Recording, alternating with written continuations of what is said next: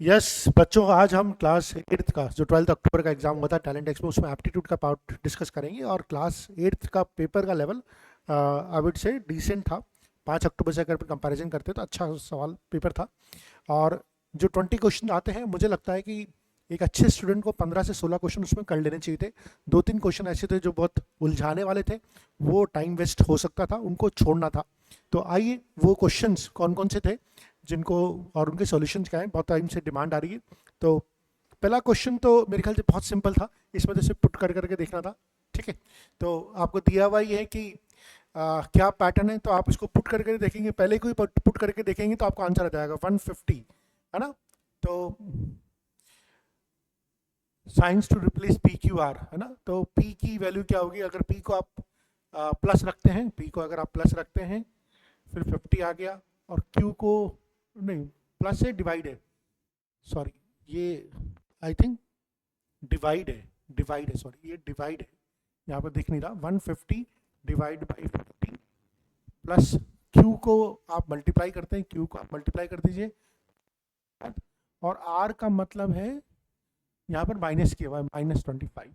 तो अगर आप इसको सॉल्व करेंगे, सो दिस इज 3, है ना। 150 को डिवाइड बाई 50 करेंगे तो 3 आएगा, 3 को 25 से मल्टीप्लाई करेंगे तो 45 आएगा। 45 में से 20 माइनस किया तो 20 आ गया। तो हमारा जो पहला ऑप्शन है ये डिवाइड है, डिवाइड मल्टीप्लाई एंड माइनस, ये बिल्कुल सही है। बहुत आसान सवाल था ये, ठीक है। और सेकंड सवाल, फ्लेक्सी टू, पल्स, एलन और नीट। मैं अभी इसको छोड़ना चाहूँगा क्योंकि बहुत ज़्यादा लेंथी सवाल हो सकता है, टाइम वेस्टेज वाला सवाल हो सकता है।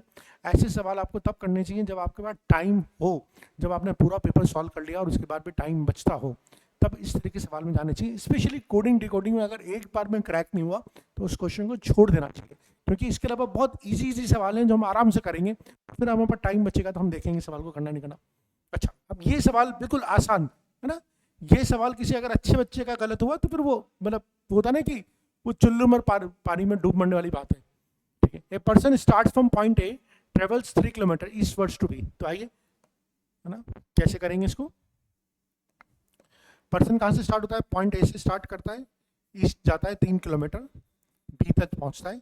उसके बाद turns left and travels thrice of distance, ऊपर जाता है थ्राइस ऑफ डिस्टेंस, यानी कि 9 किलोमीटर ऊपर ट्रेवल करता है और कहाँ पहुंचता है, सी पे पहुंचता है। फिर उसके बाद फिर टर्न लेफ्ट करता है और 5 टाइम्स यानी कि 15 किलोमीटर, 15 किलोमीटर ट्रेवल करता है। तो ये 3 हो गया, तो ये 12 हो गया, है ना। 12 का ट्रेवल, 15 ट्रेवल करके डेस्टिनेशन डी पे पहुंचता है। अब हमसे पूछा गया है कि shortest distance between the starting point and destination, ये डिस्टेंस पूछिएगी। तो ये 3 किलोमीटर है, ये 9 किलोमीटर हो गया। ठीक है, ये 12 हो गया, ये 9 हो गया, तो ये 15 किलोमीटर हो गया। पाइथागोरस थ्योरम लगा देंगे। बहुत ही आसान सवाल है ये। ठीक है, ये बिल्कुल मिरर इमेज का सवाल था और ये बिल्कुल हमें दिख रहा है कि इसका सेकंड ऑप्शन आराम से किया जा सकता है। तो मिरर इमेज मेरे ख्याल से आप लोगों को क्लियर होना चाहिए, मिरर इमेज। आइए नेक्स्ट, ये भी एक बहुत आसान सवाल था जिसको किया जा सकता है। देखिए, इसमें एरो एक बार ऑल्टरनेट रोटेट कर रहा है, यूं फिर यूं, तो इसका मतलब है कि एरो अब उल्टा आएगा। ठीक है, एरो अब उल्टा आएगा। सॉरी, एरो को मैं बनाता हूँ, एरो अब ऐसे आएगा। एरो का इसका मतलब ये गलत है, इसका मतलब ये गलत है ना। अब आप देखिए, ये dark circle, field circle, hollow circle, dark circle, अब फिल्ड सर्किल, होलो सर्किल। तो ये होलो सर्किल भी है और ये फिल्ड सर्किल है। तो ये हमारा ऑप्शन बिल्कुल क्लियर दिख रहा है हमें। और भी देख लेते हैं, यहाँ पर देखिए, ये क्रॉस इधर जा रहा है, फिर ऊपर जा रहा है, फिर इधर जा रहा है, अब ये क्रॉस नीचे आ रहा है। ये क्रॉस आपका एंटी क्लॉकवाइज रोटेट कर रहा है। तो इसके बेसिस पर हम बोल सकते हैं ये बिल्कुल आसान सवाल था, बिल्कुल करने लायक। तो ये ऐसे सवाल जो है वो गलत नहीं होने चाहिए थे। 66 को ले लेते हैं, ठीक है। 66 में क्या है, in the following figure rectangle क्या रिप्रेजेंट कर रहा है, रेक्टेंगल रिप्रेजेंट कर रहा है इंडियंस। रेक्टेंगल जो है इंडियंस को रिप्रेजेंट कर रहा है, इंडियंस को रिप्रेजेंट कर रहा है इस बच्चे ने। और स्क्वायर रिप्रेजेंट कर रहा है क्रिकेट प्लेयर्स को, तो स्क्वायर रिप्रेजेंट कर रहा है क्रिकेट प्लेयर्स को, ठीक है। और स्क्वायर के बाद हो गया सर्किल, सर्किल रिप्रेजेंट कर रहा है सॉकर फैंस को, तो ये है soccer, soccer, soccer fans, circle. और ट्राइंगल रिप्रेजेंट करता है स्टूडेंट्स को, ये जो ट्राइंगल है ये रिप्रेजेंट करता है स्टूडेंट्स को। आप देखते हैं क्या क्या सवाल है, पूछा क्या है, how many Indian students are cricket players who are not soccer fans. Soccer fans मतलब सर्किल में नहीं आने चाहिए। So how many Indian students, Indian होने चाहिए, अच्छा इंडियन होने चाहिए और स्टूडेंट्स होने चाहिए, स्टूडेंट ये ट्राइंगल है, तो इंडियन और स्टूडेंट्स होने का मतलब हो गया ये आएगा, इंडियन और स्टूडेंट्स मतलब होने का मतलब तो ये हो गया, ये 15 आएगा। They are cricket players, obviously they are cricket players, तो क्रिकेट प्लेयर तो 7 हो गए, ठीक है। अब दे शुड नॉट बी सोकर, they should not be soccer fans, they should not be soccer fans, ऐसा तो है ही नहीं, कोई भी नहीं है, नन, जीरो आंसर है इसका, ऐसा कोई भी नहीं है। तो ये बिल्कुल आसान सवाल था जो बिल्कुल गलत नहीं होना चाहिए था। आइए, हाँ अब हम 67 को लेते हैं। 67 में मेरे ख्याल से एक आसान सवाल है। 67 का क्या लॉजिक है ये भी समझ लेते हैं। देखिए इसमें क्या हो रहा है कि ये जो ट्राइंगल के आसपास के जो नंबर्स हैं उनका स्क्वायर रूट लेके उन नंबर को ऐड करके फिर उनका स्क्वायर करना है।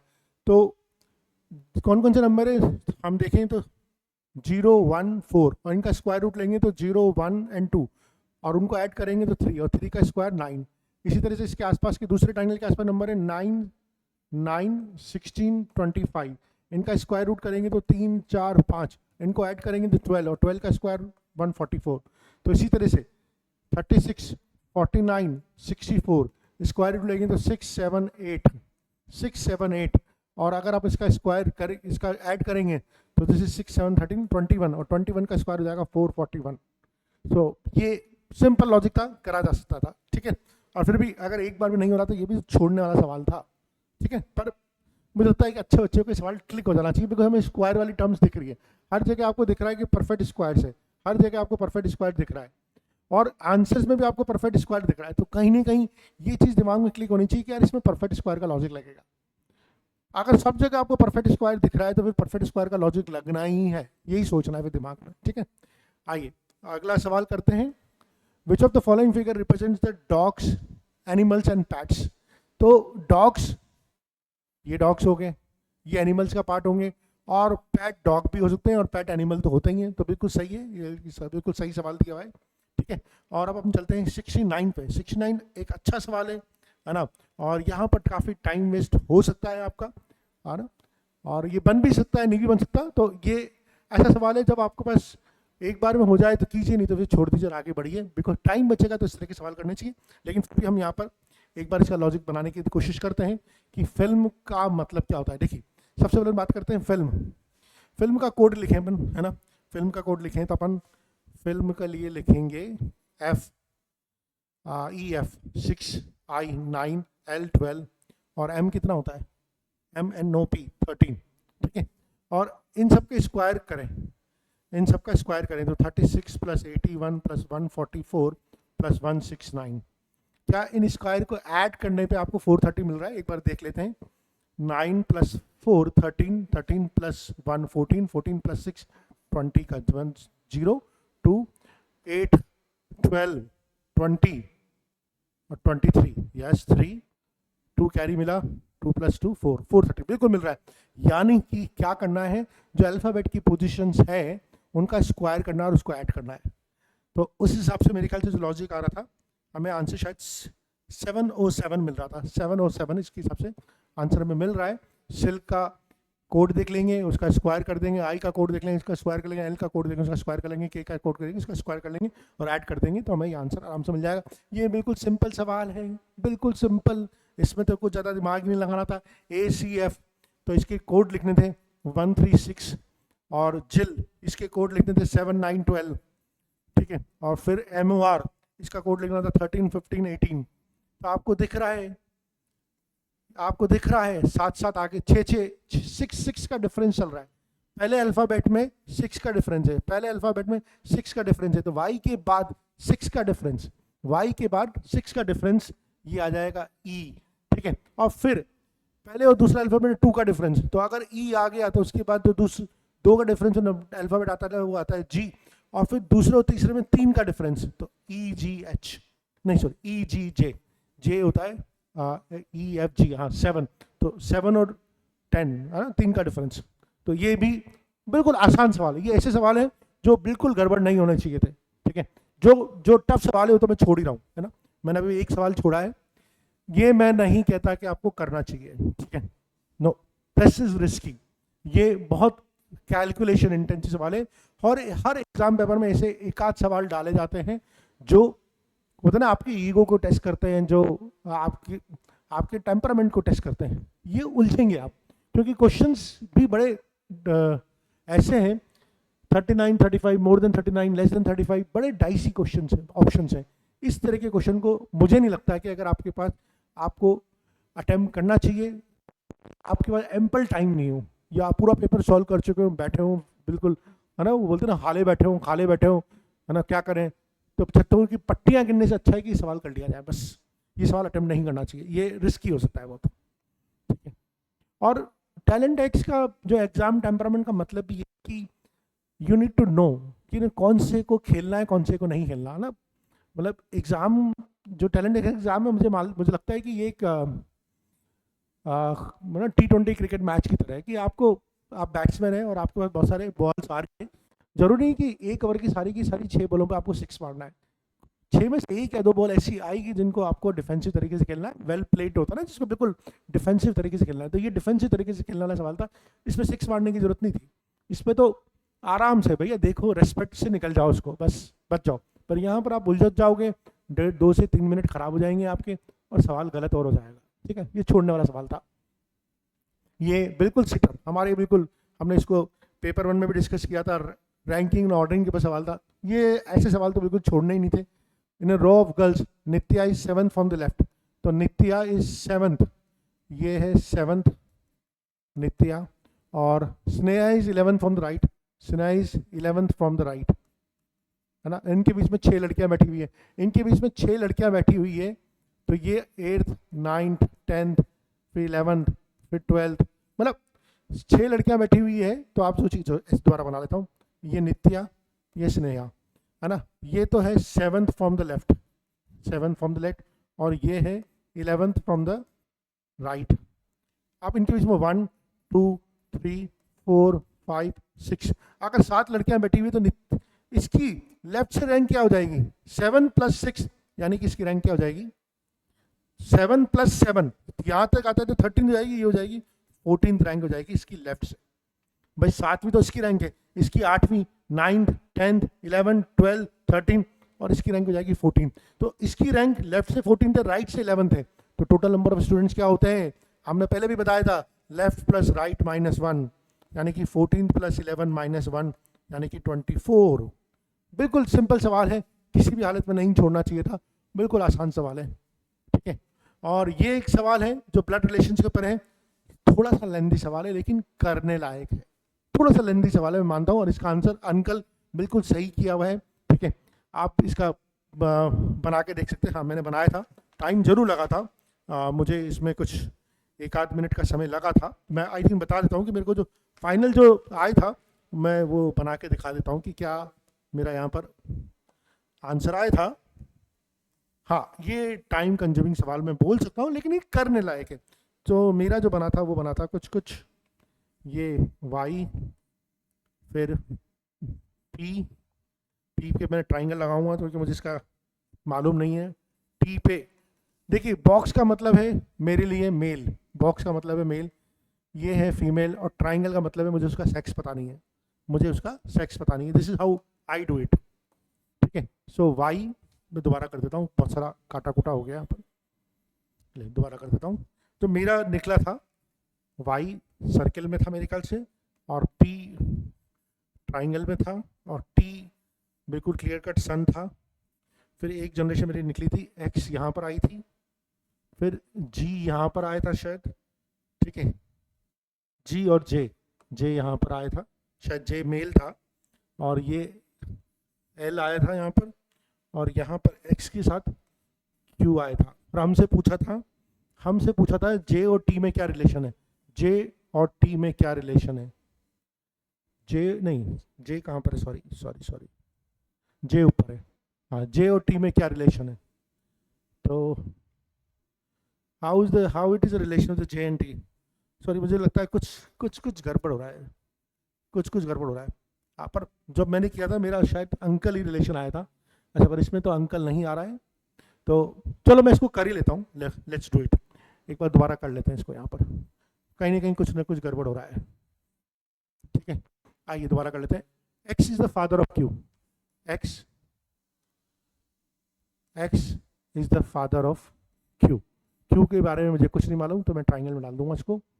Y is the mother of P, Y is the mother of P, Y को मैंने सर्किल में डाला बिकॉज मालूम है मदर है ना।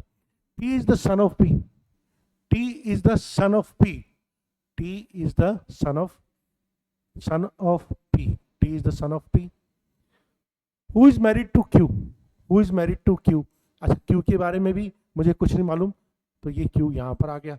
अब क्यू यहाँ पर आ गया तो यहाँ से उठा के ऊपर डाल देता हूँ मैं एक्स, ठीक है, ये ऐसे कनेक्ट हो गया। X is the brother of G, X is the brother of G, तो जी मैं यहाँ पर कहीं डाल देता हूँ, जी का मुझे सेक्स नहीं पता है ना। Who is mother of J, X is the brother of G, who is mother of J, अच्छा जो जी है वो फीमेल होगी, बिल्कुल पक्का, मदर है तो फीमेल होगी, and she is the mother of J, J यहाँ पर कोई है जो मुझे नहीं मालूम कि क्या है। L is the son of J, L is the son of J, L is the son of J, ये बन गया भैया। अब हमसे पूछा है what is the relation of J with T, what is the relation of J with T. आप देखिए जे और टी में जो रिलेशन है बिल्कुल दिख रहा है, जे और टी में जो रिलेशन, जे का मुझे मालूम नहीं जेंडर क्या है, बट आई कैन से कि ये जे का मुझे जेंडर मालूम है क्या। हाँ देखिए ये एक इम्पॉर्टेंट चीज़ है कि मुझे जे का जेंडर ही नहीं मालूम, J is the son of T, ये मुझे मालूम नहीं है, अंकल भी हो सकती है, आंट भी हो सकती है, और टी का तो मुझे मालूम है। तो मुझे लगता है ये तो नहीं आएगा, सिस्टर नहीं आएगा, सन नहीं आएगा, ये तो पक्का नहीं आ रहा है ना, ये तो पक्का नहीं आ रहा। अगर जनरेशन गैप भी देख लेता हूँ, दोबारा देख लेते हैं। X is the father of Q, X is the father of Q, Y is the mother of T, Y is the mother of P, T is the son of P, who is married to Q, who is married to, T is the son of T, who is married to, यानी कि दोनों के दोनों couple है, ये दोनों के दोनों कपल है। X is the brother of G, X is the brother of G, who is mother of J, ये तो मदर ऑफ जे है तो ये सर्किल हो गया mother, and L is the son of J, L is the son of J, L is the son of J. What is the relation with J and T, तो मुझे तो कोई relation नहीं दिख रहा, मुझे लगता है कि इसका सही answer should be can not be determined. मुझे कुछ बहुत स्ट्रॉन्ग रिलेशन नहीं दिख रहा, इस बच्चे ने अंकल क्लिक किया हुआ, लेकिन मुझे बहुत अच्छी फील नहीं आ रही, मुझे लगता है इसका answer can not be determined होना चाहिए, ठीक है। आइए नेक्स्ट करते हैं।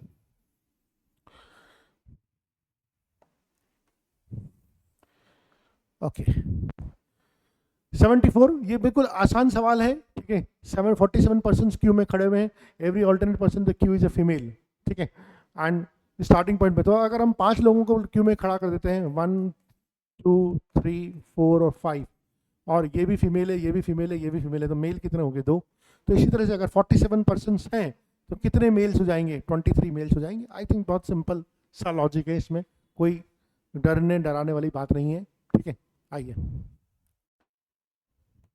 ये भी सवाल जो ऐसे हैं जो बिल्कुल सही है, तो ये बिल्कुल सिंपल सवाल है, ये बिल्कुल सिंपल सवाल है, ये होना ही चाहिए था, और इसका आंसर जो मेरा भी आया था बता देता हूँ। इसमें हमारा जो ऑर्डर बना था उसमें आया था DCA FE और B, ये मेरा ऑर्डर बना था, और F इज द आंसर, ठीक है ना। हमसे पूछा था right end of the row, right end of the row, so this is the right, first second और थर्ड निकाला था, F आंसर आएगा इसका, ठीक है।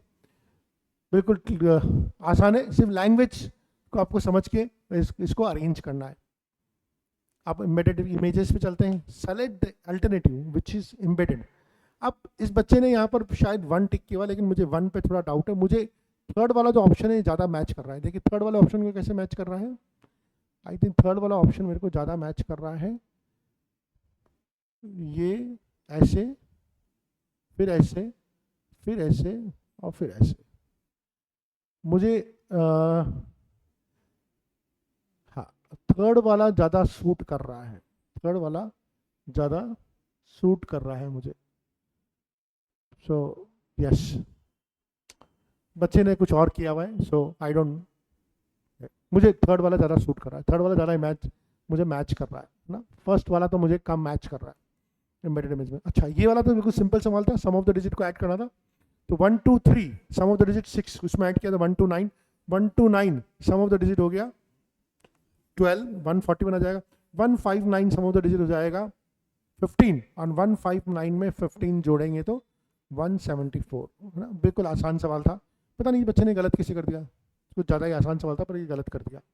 अच्छा ये भी बिल्कुल आसान सवाल था, डॉटेड वाला भी, ये भी हमने सॉरी ये भी बिल्कुल आसान सवाल था कि वो बताइए कि 3 डॉट के अपोजिट कौन होगा, तो 3 डॉट के साथ कौन कौन है, 3 डॉट के साथ 1 डॉट साथ में, 3 डॉट के साथ 4 डॉट साथ में, 3 डॉट के साथ 6 डॉट साथ में, 4 डॉट साथ में, यानी कि 5 डॉट वाला ही तो होगा जो बच गया और वही अपोजिट होगा। बिल्कुल सिंपल सवाल है, बिल्कुल ही सिंपल सवाल है, ये तो होना ही चाहिए था, ठीक है। और ये सवाल 79 ये बिल्कुल ब्लड रिलेशन वाला सवाल है, बिल्कुल सिंपल सवाल है, इसमें भी कोई दिक्कत नहीं आनी चाहिए थी, ठीक है। और बना के देखना है तो हमें देख लेते हैं, सबसे पहले देखते हैं P percentage of Q, P percentage of Q मतलब P is the daughter of Q, so P is the daughter of Q, पहले तो इसको रब कर दें, P ठीक है, P is the daughter of Q, मालूम नहीं है Q कौन है भैया, P is the daughter of Q, percentage मतलब डॉटर, ठीक है। और एक और कौन सा रिलेशन है, एट द रेट मतलब हस्बैंड, एट द रेट मतलब हस्बैंड, एट द रेट मतलब हस्बैंड है ना। परसेंटेज और एट द रेट ये दो ही केसेस है और कोई है ही नहीं, है ना। परसेंटेज और एट द रेट ये तो यूज ही नहीं हो रहा, ये तो यूज ही नहीं हो रहा, सिर्फ ये यूज नहीं हो रहा, हाँ ये तो यूज नहीं हो रहा। अब देखा S at the S is the husband of P, S is the husband of P, यानी कि एस हस्बैंड हो गया पी का, ये पेयर बन गया हमारे पास। इसके बाद बोला हुआ R percentage of S, R percentage of S का मतलब है कि R is the daughter of S, R is the daughter of S, R is the daughter of S, ये बन गया। And Q is the husband of T, Q is the husband of T, तो Q हमारा मेल हो गया, Q हमारा मेल हो गया तो टी हमारी फीमेल होगी। अब बन गया, अब क्या पूछा है, Q is the grandfather of R, T बिल्कुल सही है, Q एक generation, second generation, third generation, Q is the grandfather of R, बिल्कुल सही है, सेकंड, बिल्कुल ये सवाल बिल्कुल करने लायक था, बराबर, इसमें कोई दिक्कत नहीं आनी चाहिए थी। और ये लास्ट है जिसमें आपसे मिरर इमेज पूछी है, तो मिरर इमेज पहले से 4 PM का मिरर इमेज होता ही 8 PM है, ठीक है, उस तरफ आ जाएगा ना, तो ये और ये दोनों तो बिल्कुल ऐसे लग रहे हैं, ये और ये तो वैसे गड़बड़ है, इसका तो मिरर इमेज ही नहीं बनाई। अब आप देख लीजिए किस किस में सही तरीके से लिखा हुआ है, किस किस में सही तरीके से, यहाँ पर 3 है, ये 3 उल्टा हो गया ऐसा जाएगा, ये 3 गलत लिखा हुआ है, ये 3 ऐसा आएगा, ये 3 ऐसा आएगा, तो फर्स्ट बिल्कुल सही है। तो ये था क्लास 8 के पेपर का डिस्कशन, और हम जो बहुत जल्दी एक वीडियो लेके आ रहे हैं जिसमें आप बताएंगे कि आपके कितने मार्क्स पे क्या स्कॉलरशिप मिलने की संभावना है, और स्कॉलरशिप ज़्यादा मिलती है, किस सेंटर पर स्कॉलरशिप कम मिलती है, कहाँ पर फीस का क्या वेरिएशन होता है, ये सारी डिटेल पे मैं आपके लिए मैंने वीडियो में लेके आ रहे हैं। तो हमारे चैनल को आप सब्सक्राइब करके रखिए, है ना, बेल आइकन को ऑन करके रखिए, ताकि आपको सारे के सारे नोटिफिकेशन यहाँ पर मिलते रहेंगे। धन्यवाद।